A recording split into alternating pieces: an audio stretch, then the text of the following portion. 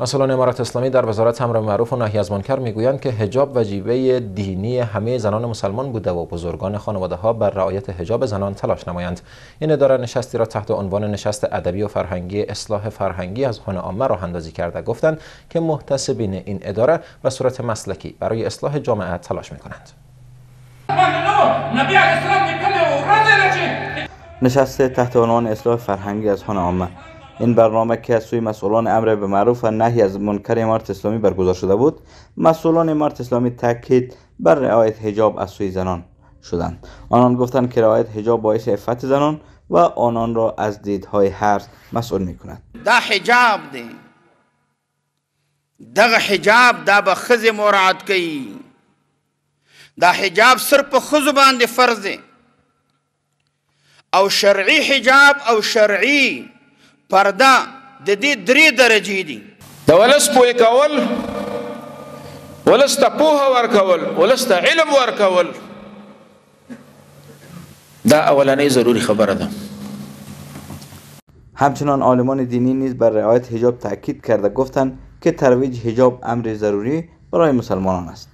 بالمعروف نهی عن المنکر د ځوانانو او د علماو او د دې خلکو کار دی چې هیڅ میدان داسې پرې نه دی یو میدان ته مه متوجه کیږئ، بلکې موږ په هر میدان کې خرابۍ لرو. باید تاسو دا ترمیم کوم ځای کې چې ترمیم ته ضرورت وي ترمیم، په کوم ځای کې چې تخلیه ته ضرورت وي مکمل تخلیه، په ځای باندې تحلیه راولئ.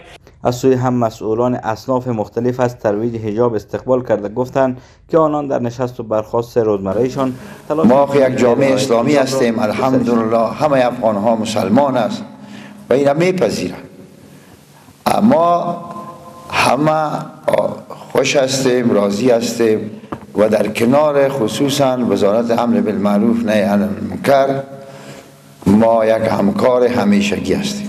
بنده به نمایندگی از تمام وکلای گذر شهر کابل تعهد می سپارم که وکلای گذر 22 نواحی شهر کابل برای اجرای امر بالمعروف مشارکت همه جانبه داشته.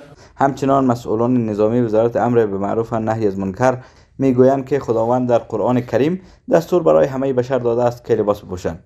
آنان گفتند که مسلمانان تلاش نمایند که لباس تقوا را پوشیده و برای اصلاح جامعه تلاش نمایند.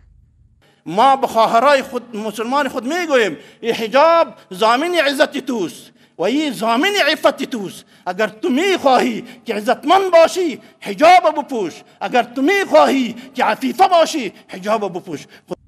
گفتنی است که بعد از تغییر نظام در کشور و حکومت مجدد امارت اسلامی در افغانستان، اداره امر به معروف و نهی از منکر تیمی مشخص را برای بررسی رعایت حجاب مسئول نموده است. مصطفی شهریار، تلویزیون استقلال، کابل.